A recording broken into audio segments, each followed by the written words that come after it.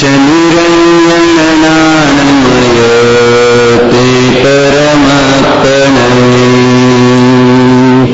ते वन्दौ सिरसिद्धगण सहिजीयनन्त शिवमय निर्वमनानमय परमसमाहि भजन्त ते हौवन्दौ सिद्धगण अक्षयीनवन्त परमसमाहि महदीयये त्वं निन्दनहिमन्त ते पुण्वन्दं सिद्धगण ये निर्वाणि वसन्ति नानन्ति यन्दर्यावि भवसायरेण परन्ति ते पुण्वन्दं सिद्धगण ये अप्पानि वसन्त लोयालो विषयलो क्षयिमनुयन्त केवलदंशननानमय केवलसुखसहाव जिनवरवन्दवतीयै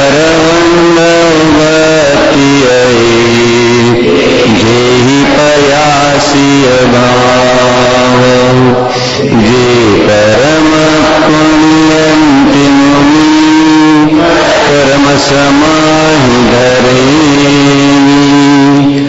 परमानन्दकारणिन पुण्यतेन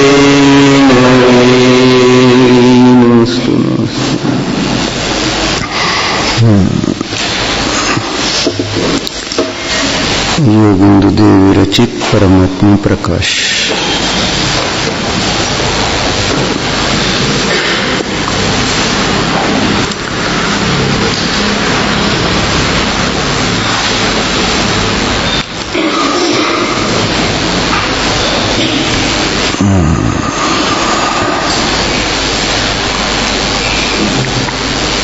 आपण पाहतो ती राजाची गोष्ट।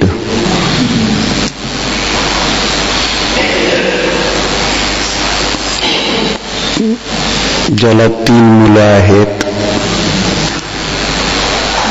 आणि मोठी झालीत, राज्यकारभार त्यांच्या हाती द्यायचा म्हटलं तर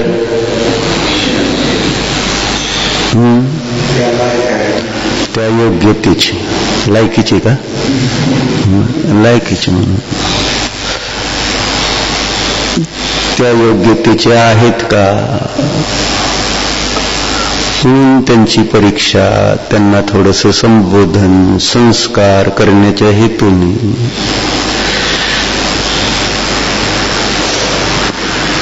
एक मुलाला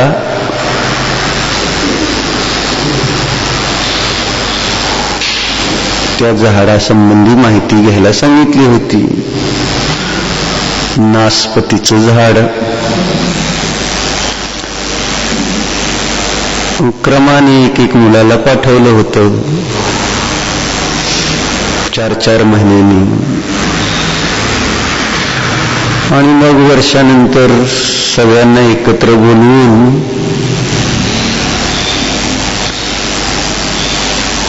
प्रश्न विचारला की ते झाड कसं होतं, कसलं असतं।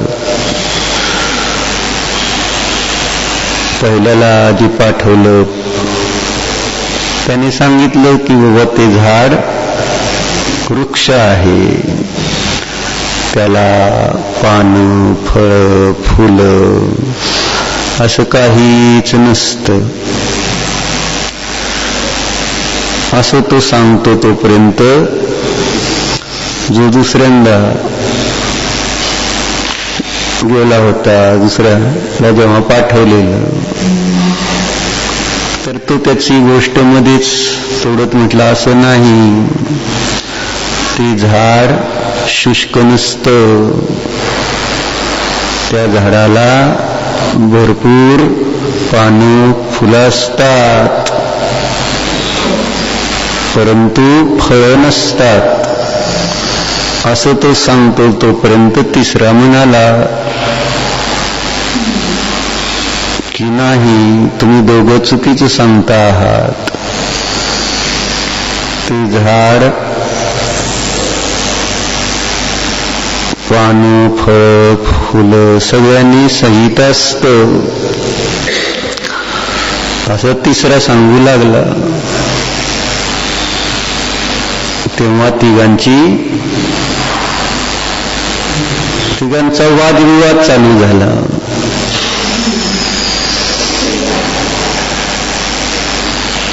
कारण प्रत्येकाने प्रत्यक्ष पाहिलं होतं आणि प्रत्येकाला प्रत्यक्ष म्हणजे कोणतं प्रत्यक्ष? इंद्रिय प्रत्यक्ष. आणि इंद्रिय प्रत्यक्ष ज्ञान भूत आणि भविष्यातील वस्तूला पाहत नाही.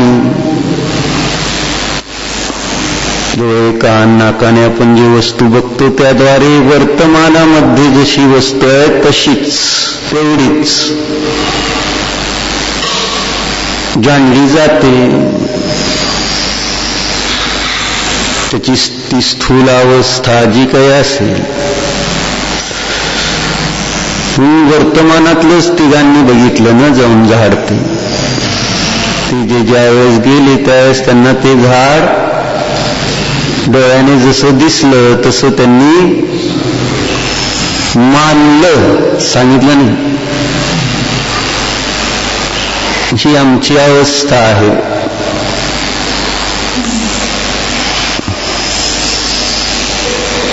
आम्हाला पण जे डोळे नाक कानाने वर्तमानामध्ये दिसतं, आपल्याला वस्तूचं स्वरूप ते तसंच आहे, तसंच होतं आणि तसंच राहणार अशी श्रद्धा बसते. इंद्रिय प्रत्यक्षाची ताकद इतकी आहे. दुसरा कोणी जर कसाही कितीही समजावून सांगेल की जे तुम्हाला इंद्रियाने दिसलं पाहिलं ते तसं असत नाही, विश्वास बसतच नाही, जसा आमचा बसत नाही. इंद्रिय विषय भोग हे सुखरूप नाहीत. रोज सांगितलं जातं ना. किती जणांचा विश्वास बसला इंद्रिय विषय भोगात सुख नसतंच. किती लोकांची श्रद्धा अशी झाली की खरं आहे, शास्त्रात सांगितलंय तेच खरं आहे, निशंक, शंका नाही याच्यावर की इंद्रिय विषय भोगात सुख पूर्वी नव्हतं, आता नाही, पुढे नसणारच. असं दृढ श्रद्धान झालं आमचं. होतंय का? याला कारणीभूत काय आहे, असं का होत नाही असं जर रोज ऐकून सुद्धा, म्हणून ऐकण्यात आणि पाहण्यात अंतर आहे असं नेहमी सांगितलं जातं. आणि तुम्ही केवळ ऐकता, पाहत नाही. ऐकता म्हणजे शास्त्रात जे सांगितले ते केवळ ऐकता. जीव असतो,